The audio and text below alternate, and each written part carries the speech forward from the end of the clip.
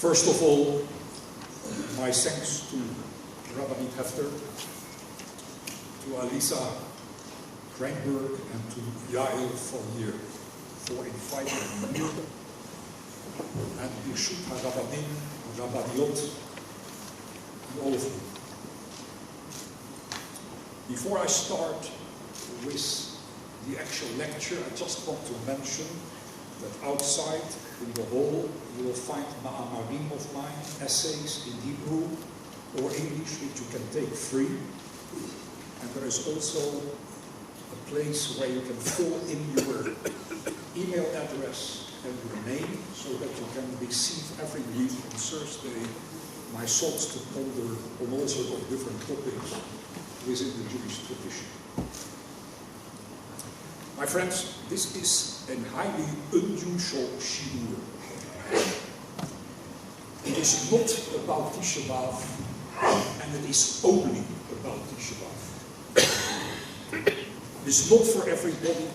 It is only for, as they say in French, the crème de la crème. And I'm sure that's you. The lecture will take 5 hours, which I have to put into 1 hour and a quarter. It is quite an undertaking. It is a lecture which still stands in its scaffoldings. It has not yet been completed. I'm taking you on a journey. And you may not like what I have to say. It is not lovely. It is not beautiful. It is not inspirational in the normal sense of the word. It is probably quite disturbing. But I believe that the Jewish tradition, its main purpose is to disturb. I take full responsibility for this lecture. It will get me into trouble. And most important is that while I'm speaking, you will no doubt have many questions on your mind. And Greenader, if you have a little bit of saffron, a little bit of patience, I will answer most of these questions while we are going through this shiur. It will take a little bit of time. And in case you have any questions left, then I'm here after the shiur. I also want to mention here that much what I'm going to say this morning is contrary to what most of the time I am saying. I'm going to contradict myself. And I probably will contradict several Jewish philosophers today, Anashim Chashuvim, Anashim Chashuvot. But I want to take a different derech, a different way of looking to some very crucial and serious issues. Ultimately, the goal is to find truth and to find our Torah. Perhaps at the end, if there's time for it, I will try to reconcile some of my earlier writings to that what I'm saying this morning.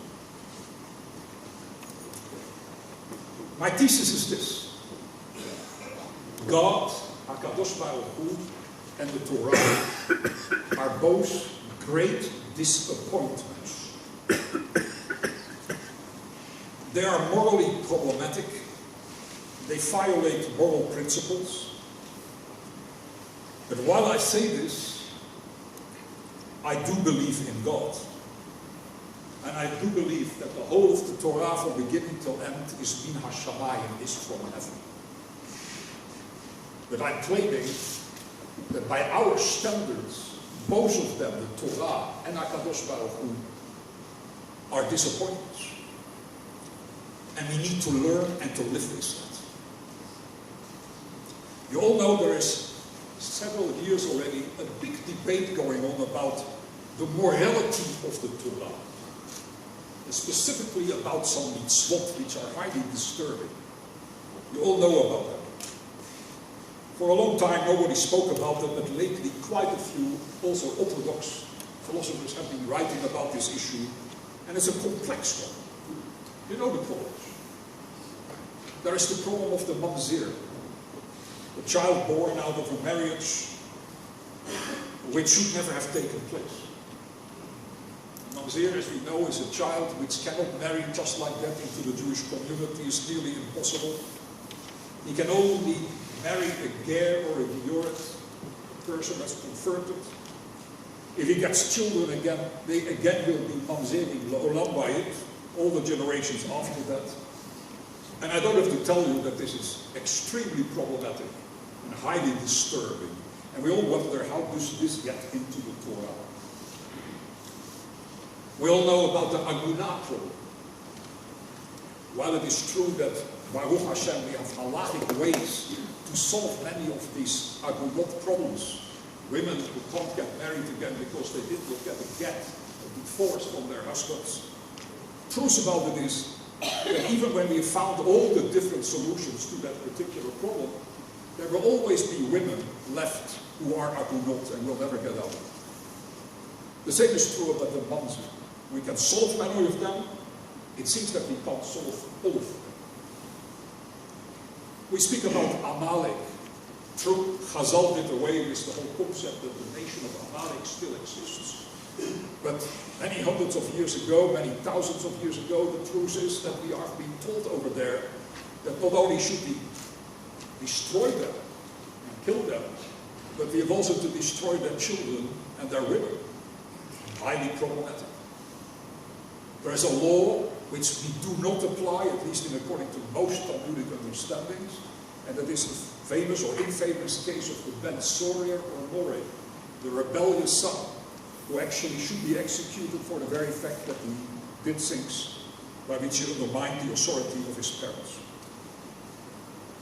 These are major problems.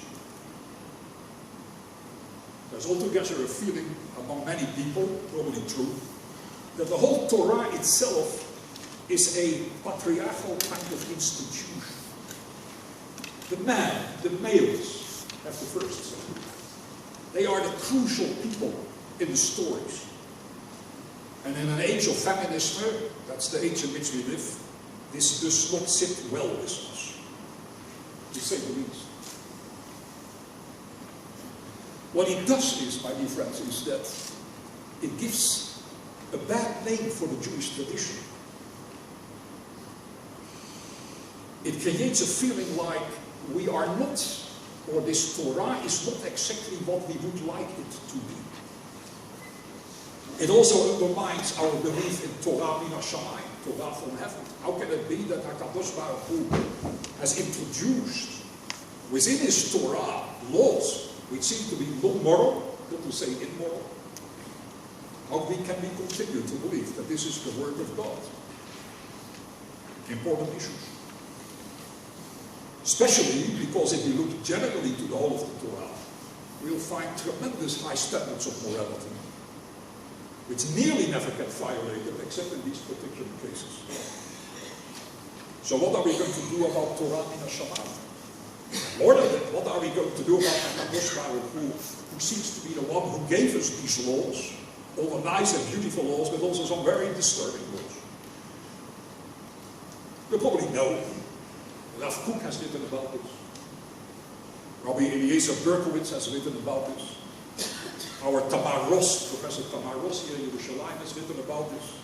Yeshaya Leibowitz has written about this. David Weiss Halifni has written about that. These are all very famous people in this particular world. But there's one thing which is clear, and that is this. They haven't found really an ultimate answer to these problems. Even when we think about the fact that today we have many ways, and already for a long time, this really goes back to the Talmud and even before that a woman is allowed or is able to get a get one way or the other, and that most of the agunot problems we are able to solve. The very fact that a woman cannot give a get to her husband stays problematic. It is only one way. It doesn't go two ways. We cannot solve all the mamzerim problems, it seems. Even so, we have solved loads of them. True, Amalek no longer exists today. But as I said before, it once did exist, and it creates, no doubt, some highly problematic questions. I don't have to mention the Sotah. It's in our parashiyot. The 7 umots in Israel who had to be wiped out.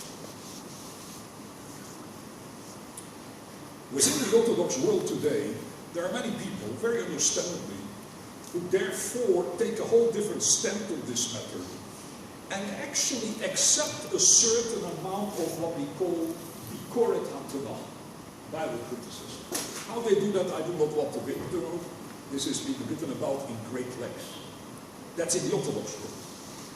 In the non-Orthodox world, there is a very strong feeling like that some mitzvot don't belong in the text, such as the Mamzir and such as the Sotah and others like that. They feel that the text is flawed, there are problems with the text, and therefore they deny, at least partially, that this is all min hashama. I want today, this morning, to take a whole different stand on this matter, and you will see how this relates to Tisha B'Av.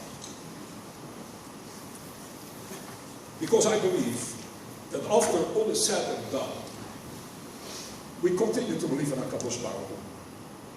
And we continue to believe in the Torah that it is Min HaShamayim. But how do we reconcile this? What's actually going on over here? I should mention, just to make it clear, that there should be some balance, and that is this. These are exceptional situations, the Mamzir problem, the Amunah problem. Most of the Torah is beautiful. Most of the Torah is highly moral. These moral standards have been taken over by the rest of the world, the Gentile world as well. Or there are world beautiful things like Shabbat, Kashrut, Taharat HaMishpacha, social principles, they're all there. Nobody's denying it. But that only emphasizes these particular cases where this seems to be undermined, the moral standards. Same is true about women. True, there's an Amunah problem. And true, it may be that women have been put into the back, let's say, and are not the main people within Tanakh.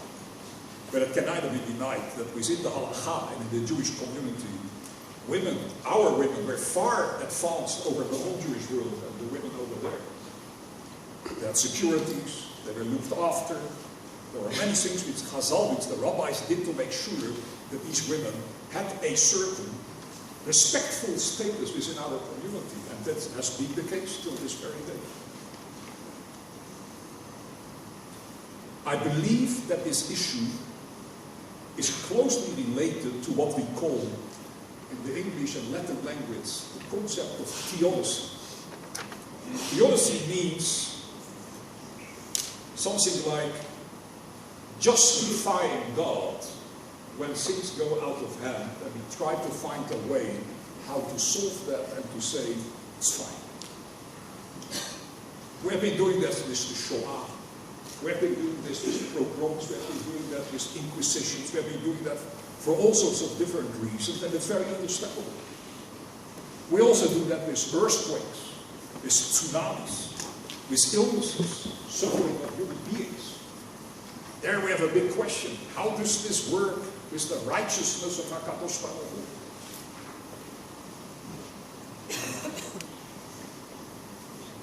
There is within our Gemara a very interesting, highly unusual debate between Beit Shammai and Beit Hillel, the two famous rabbinical schools at the time. It is very unusual because it is a philosophical debate instead of a halachic debate. It runs like this: Eruvin Yud Gimel Amud Alf. Eruvin 38. Tanu Rabbanan, the Chachamim taught us, Shtei Shanim u'Mechetzei, 2.5 years, here it is, Nichleku Beit Shammai or Beit Hillel. There was a difference of opinion of 2.5 years between Beit Shammai and Beit Hillel. Halal omrim Noach lo la'adam shelo nifra yoter mishenifra. One party said, probably Beit Shammai, Beit Hillel, it is better for man to be born than not to be born. It's better to be born than not to be born. V'halal omrim Noach lo la'adam shelo nifra yoter mishenlo nifra. That is to say, Beit Shammai, probably the one who said this, it would have been better for man not at all to be created. The difference of opinion. Is it good for us to be created? Yes or no? Says the Gemara, Nimnu v'gamru. They took a vote about this matter, which depends on how many on one side and how many people on the other side of this debate. And they came to the conclusion, Noach lola Adam shalom nifra yoter mishenifra. The end conclusion was in according to Beit Shammai, and that is, it would have been better for man not to have been created than to be created. There's only one little problem. You are there? What now? Says the Gemara, achshav shenifra. Now that, never, we have been created. Yefashfesh b'ma'asav. Let man search his past deeds and make the best out of it. Let him do teshuvah. And another opinion is in the Gemara, ba'amrela yemashmesh b'ma'asav. It seems to mean something like, let man be careful considering his future deeds, that he better be careful. We are there. Would it be better if we not would have been there? But now that we are there, we better be careful. This is a very strange debate, to say the least. As I said, this is not a halachic debate. This is not about any issue which has to do with Shabbat, with Yom Tov, with Mishpatim, or anything like this. This is a purely philosophical question. Is it better for man to be created, yes or no? And I can tell you something, and that is this. Philosophical debates should never be solved on a majority vote. It would be totally disastrous. The truth is here that minorities are normally right. Only the few exceptional thinkers, they are right, and the majority doesn't get it. So what are you doing over here by making this philosophical debate depending on what the majority is saying? Does not make any sense. Or were they speaking about perhaps, that it's perhaps better to commit suicide? Shall we commit suicide? Shall we not commit suicide? And I remind you of the fact that in the non-Jewish world, in non-Jewish philosophy, one of the most famous ones is a French thinker by the name of Albert Camus, who used to say the most serious philosophical question in the world is whether or not to commit suicide. But Beit Shammai and Beit Hillel don't work like that. That cannot be. We know them well enough to know that that's not what is going on over here. And I wonder about something else. The Gemara says that it took 2.5 years to debate this before they came to this strange conclusion, where they debated this from the early moment till the late night, every day again, all over again, and they went to all the shittot of Nietzsche and of Spinoza and everybody else to find out what would be right, better to be created or not to be created. We don't know because there's no information in the Gemara about that. But they were busy with for 2.5 years. So some of the commentators say an interesting thing. They say, well, the point here is, we have only 248 positive commandments, mitzvot I say, and we have 365 ones which we can violate. So if you balance them out, it is better not to be created because the chances are that you violate more of the commandments than that you do the right mitzvot. So therefore, Beit Shammai is of the opinion it's better not to be created. But that sounds a little simplistic. And that cannot be the whole story over there. If it means Noach le Adam, that he should have been created, we understand. Nice to be here. If we say it is not Noach le Adam, and it's just a matter of Yefashfesh b'ma'asav, and just to look into his deeds, then we really wonder why are we there? And that is an enormous and very important question. Some also commentators, they say, well, it's a matter of the Yetzer Hara and the Yetzer Hatov, the evil inclination and the good inclination. The problem here is, indeed, since we, most of us, including myself, will often give in to our Yetzer Hara and get ourselves into trouble, why to get into all this trouble? It would be much better off if we would not have been created. Somebody once said, there are only fairly few people who are lucky enough not to get created, not to get born. Also people say like this, it is a matter of punish and schar. If we are not there, we can't receive reward for all what we did in this world.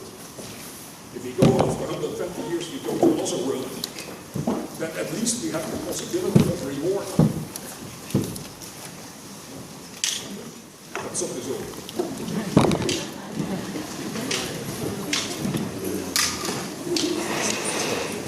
better that you sit up for what I'm going to say now.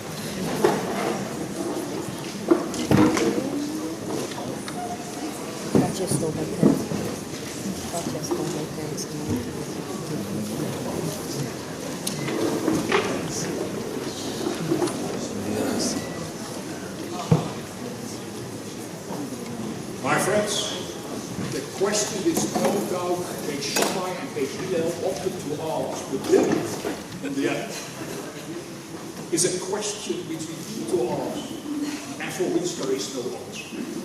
And they realized that very, very well.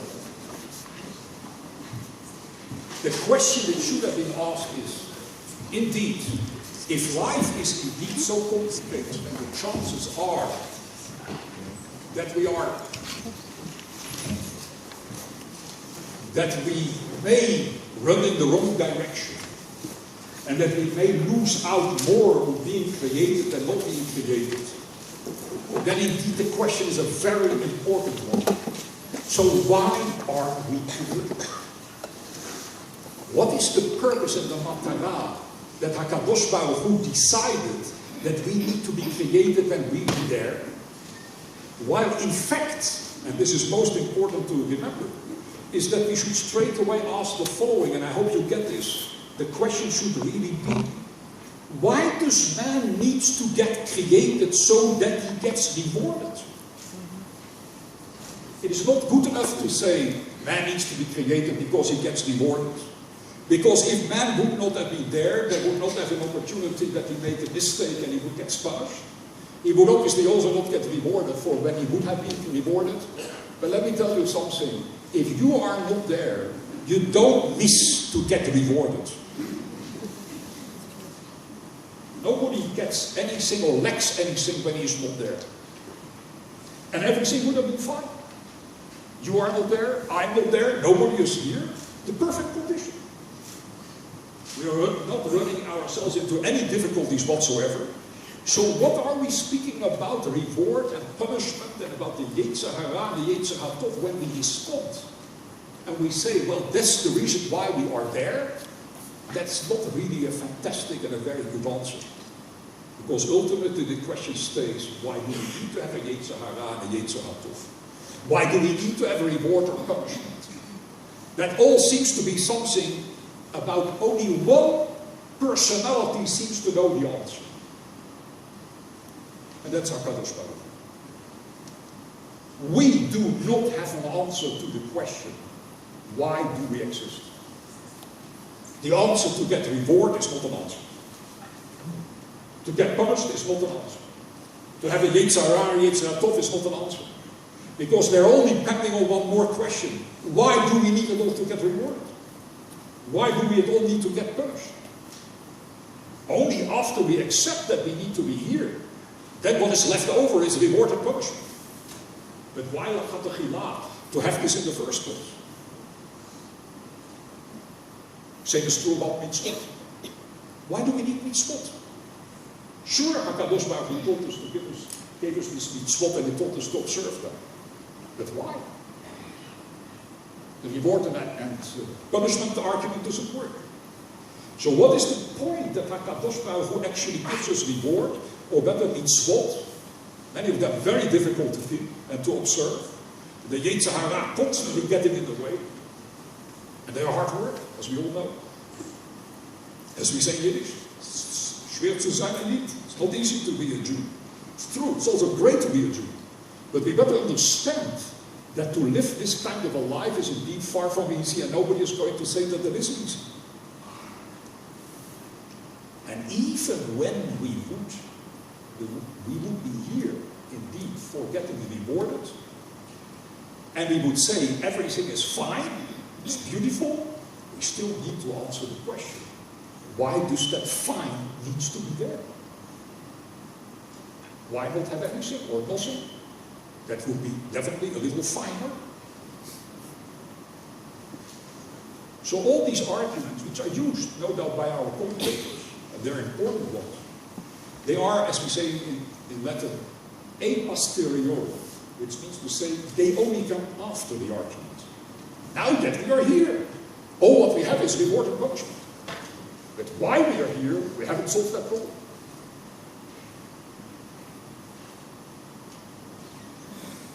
The truth about it is, and I hope you get this, there is no knowledge on our side why we are here. You have no clue, and I have no clue why we were born. Now that we are born, we are asked to keep the mitzvot. Now that we are born, we may have scar or owners. But it doesn't solve the ultimate question. And the ultimate question is, why do you need this ultimate question? We could say to Cardozo Tisha, what do you need this for? You were fine without this a long time ago. Why not just continue like this? And Cardozo Tisha does not give a response to this. There's complete silence on his side. Probably for one very good reason. We would not be able to grasp the ultimate answer to this question. It is beyond that what human beings are ever able to catch and to understand. But we do know something which is great. And that is, now that we are here, there must be tremendous meaning to this. This is not by accident. There is a typical deep meaning to this, and I know that therefore your life and my life have tremendous meaning. We come to this world at a certain moment and we leave this world at a certain moment, and all that is no doubt having a very deep meaning, and I tell you, that in itself is the greatest simcha you and I can have. That we are there for a very specific reason, which is totally unknown to us. I repeat that. Which is totally unknown to us. What we should be asking is, am I going to do with my life, which is full of meaning, but I do not know what that meaning is. And I have no doubt that that is what bothered Beit Shammai. Is it better to be born or not to be born? And speaking from our perspective, as human beings, it's better not to be born, says Beit Shammai. And it seems that Beit Hillel agrees with that. There's only one thing, we are there. So now we have a big task on ourselves. We as Jews are those who have to be shomer mitzvot, and whatever else that may imply. But we still don't know why. And I would like to translate the answer of Beit Shammai in a little bit more of an optimistic way. He says, now that you don't know why you are there, you have no clue, you know what? Enjoy it. Your salvation stuff doesn't mean to say that you feel and walk around just with guilt feelings. There is a fantastic world out there, with flowers, with the most fantastic situations that we can all enjoy all the time. That's all what you have. Make use of it. Cardozo who gave it to you.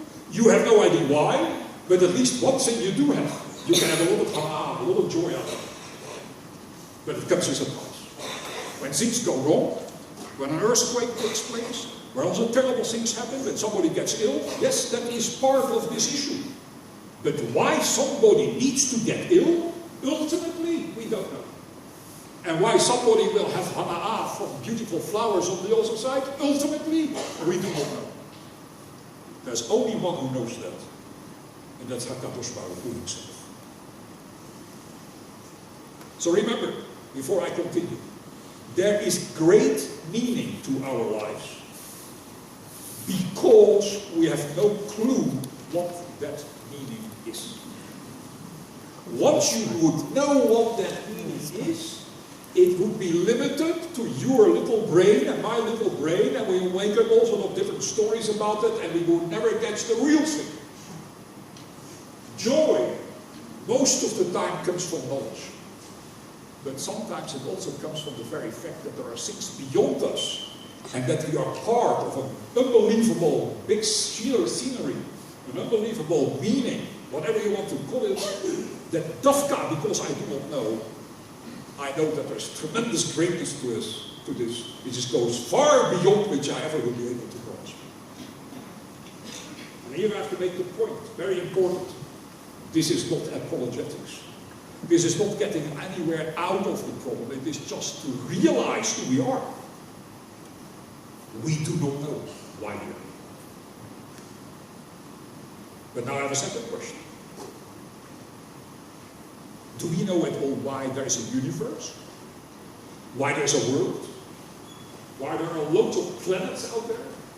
Why there are black holes, baby universes, which we hear today about by scientists telling us there's an unbelievable place over there which not one of us knows anything about except that it seems to exist. Why does HaKadosh Baruch Hu need all that? If it would just be our little world over here, and we have to be mefashpes b'ma'asav, okay, one thing. I could bring it all down to morality and say, okay, it's a moral issue, and therefore we need to be moral people. But why does HaKadosh Baruch Hu need an enormous universe which is nearly unlimited, with so many, indeed, baby universes, black holes, or whatever name we give it to them, when this has absolutely nothing to do with moral issues? This has nothing to do with evil or with good. Maybe there is life out there. We don't know. Could be. But in many planets we know for sure that there is no life. Why does HaKadosh Baruch Hu need that? I add to that also an important question. What's about earthquakes? What's about tsunamis? What's about pain in this world? There's only one world which is perfect, and that is the world which does not exist. There's only one world or one universe which is absolutely perfect, and that is the one which does not exist. And the answer to the question which I just asked, why does HaKadosh Baruch Hu need this unbelievable universe of ours, which seems to expand, by the way, all the time? The creation chapter seems to go on till at this very hour, at this very moment. There's only one answer to that. We don't know. We really don't know. We have no clue. So you and my existence here, we don't know what it's all about. We don't know why this world is all about. We don't know what the universe is all about. These are the facts by which we have to live. Don't you think this is a great lecture for Tisha B'Av? But I tell you something else. We are being taught that on Tisha B'Av, the Mashiach is to be born. That is to say that within us not knowing, there is at the same time the ultimate joy. We know that we are part of an unbelievable story. I don't know what it is. Perhaps we get a little bit more insight into this when the Mashiach is here, that's what I say. But the greatest source of our joy is, I know I am here for a very specific reason. That's the joy. But I have no clue what this is all about.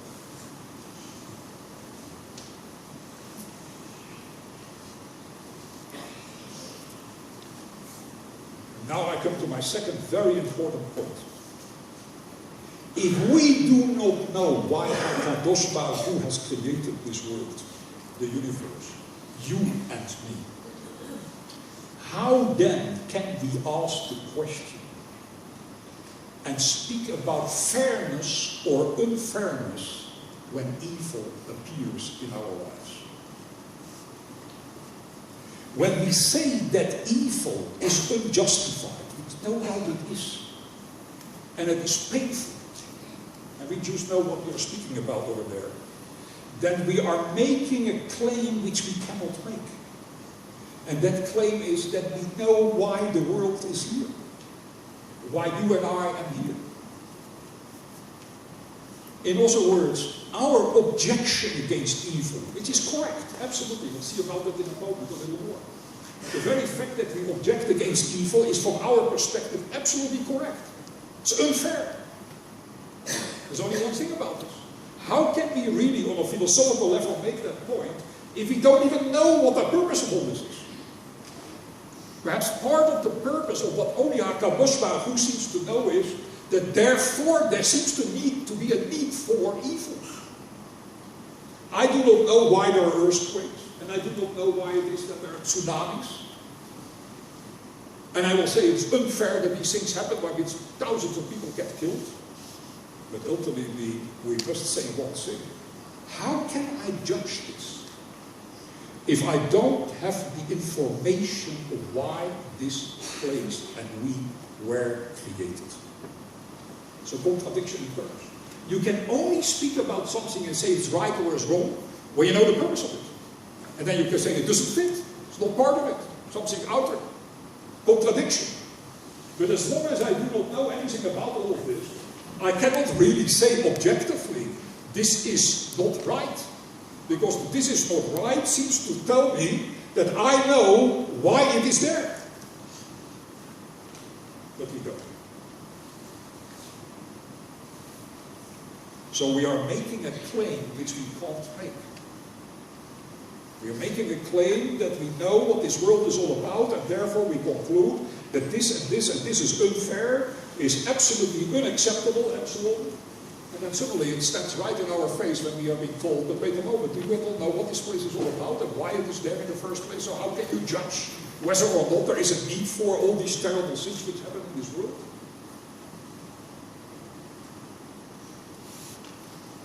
As long as we do not know why HaKadosh Baruch Hu created this world, this universe, you and me, we cannot judge whether or not evil is justified. This is a harsh statement to make, but this is the ultimate conclusion which we will have to draw, however unpleasant and however painful it may be. And now comes my third point.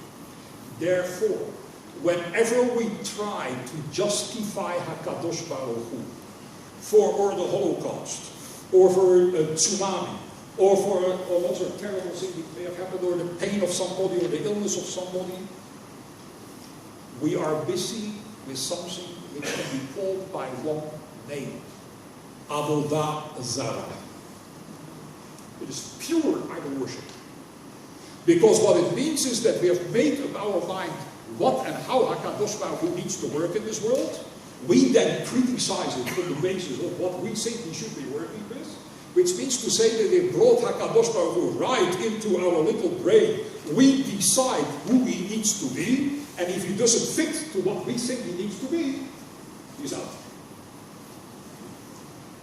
My dear friends, that's exactly Avodah Zarah.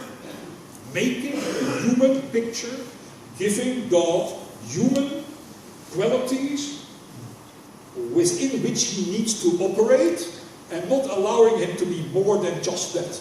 That's making an idol out of HaKadosh Baruch Hu. And now have a look on your page. For those who have a page, I hope some of you have. Here is a statement made by a man who walked totally out of the Jewish tradition. In Amsterdam, my hometown, the very community in which I was born, the famous or infamous, whatever name you want to give him, Baruch Spinoza. Every week, read with me together with Spinoza writes. While we disagree with Spinoza on many matters, here he is writing. He's telling the full truth. Let's read this together. I believe that if a triangle could speak, it would say in like manner that God is immanently triangular. While a circle would say that the divine nature of God is eminently circular.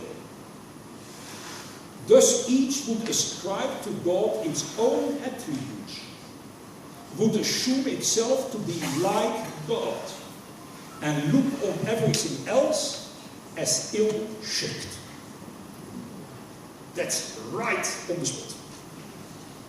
All these particular ways in which we try to make sense of HaKadosh Baruch Hu is only because first we have decided who he needs to be, and then because we are human beings, we decide this is what he needs to be and this he cannot be, and that's exactly what the triangle just did, or what the circle just did. We can't get beyond ourselves. And therefore God gets jailed into a little place where we want him to be. That's Avodah Zarah. That's idol worship. It doesn't work, Mr. That's an idol which Pharaoh in Bereshit was speaking to when he spoke to the Nile. This is what the Greeks had spoken about when they spoke about their idols. But that was absolutely nothing to do with the concept of the Jewish God, who is beyond anything of it. If you look in Hasidic teachings, Rabbi Hefter not so long ago wrote about this. In the Mea Shiloach, he makes exactly that point. Anochi Hashem Elokecha means to say, you have to realize, I'm something completely different. Don't try to make sense out of it. There is no such thing, because when you do that, you are involved in don't make images. Don't make psalim. Don't make an idol out of me. Does that mean that the world is without any flaws? No. The world is full of flaws. All sorts of things go on. It is a disappointment. We would like this world to run exactly as you and I would like it to see. No illnesses, no earthquakes, no tsunamis, and all the other things. But one thing is true. True, it's unfair. But it has got absolutely nothing to do with the question whether or not God exists. These are two totally different issues. That's what Beit Shammai and Hillel are trying to say. Noach lo la'adam shelo nivra yotam eshenivra means to say, since we do not know what this is all about, we can neither have any say about the matter how HaKadosh Baruch Hu needs to run this world, and therefore we have to leave it up to him, whether right or wrong, in the sense of what he liked or what he disliked. My dear friends, I tell you something else, maybe sounding as a surprise. This world is actually a very good place. And it could have been much worse. And we could not have done a thing about it. Because we wouldn't know why the world is there. Why the universe is there. Why you are there. So in the end we didn't get out so bad. But when we have some questions about the very nature of God, when things happen which don't make sense at all and which are seemingly totally unfair, we have to realize that once we make that point, we're already involved in avodah zarah and idol worship, because that's not what this Jewish God is all about. Now I'm going to make a next step. What's about the mitzvot? The Mansur problem, the Agunah problem, the Sotah problem, all these problems I just mentioned before. Are they fair? No, they're not fair. They're definitely not fair. We all know that quite well. But does that mean that therefore they are not given by God, by HaKadosh Baruch Hu? Because they're not fair, can I conclude from there and use from there that therefore somebody else must have written all these terrible laws over there, and that cannot be part of HaKadosh Baruch Hu, his very mitzvot which he gave at Sinai? The answer to that is, that conclusion again cannot be made. Why not? Because just as much as the earthquake and the tsunami and also terrible things which happen in our lives do come from God, I ask you one question. Why then can't it be that God also gave some commandments which are not fair?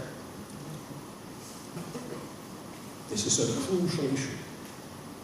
Once I agree that tsunamis, earthquakes and things like that are not fair, and I accept that this comes from God, that's what we as religious people do, then why can't we say that there are also things given by God which are not fair? The Mansur, the Agunah. We don't know. Why not? Because we again do not know why the world is here. Again, because we do not know why we are here. What is the purpose of us? Yes, we have only a purpose after we are here. Then we say we have this purpose, we have that purpose. But ultimately, why at all anything needs to exist, including you and me, again, we do not know. So on what basis are we then going to decide that the mitzvot are fair or unfair, in the sense that therefore they are not possibly being given by HaKadosh Baruch Hu? Which is exactly my point. HaKadosh Baruch Hu is not as nice as we would like him to be. My proof is very clear. Look around the world. It's not the most fantastic place. But we all agree that it's created by HaKadosh Baruch Hu, and we all have to agree that on the end of the day we don't know why. So we may also do not know why it is that there is something like a Mansur law, or for that reason an Aguna law, or anything like that. It is totally unfair. But it has nothing to do with the question whether or not HaKadosh Baruch Hu has given these mitzvot. I quote a non-Jewish philosopher here, by the name of Kierkegaard, Søren Kierkegaard, Danish philosopher, who wrote in lengths about the Akedat Yitzchak. Very different from how we would deal with that. But he made one very important observation there. He said, the teleological suspension of the ethical is sometimes required. Which, to put it in normal words, means this. Sometimes HaKadosh Baruch Hu comes into this world and puts aside ethics and morality and says to us one thing. There are more things to this world than just the question whether or not something is moral. Morality is not the whole story. And I give you the proof, and you know the proof. If morality would be the only reason why we are here, and there's nothing else that counts, then I ask you the question, why is there an ultimate universe? Why are there these black holes? Why are there these baby universes and things like that, which have nothing to say at all about you and me being moral in this little world of ours?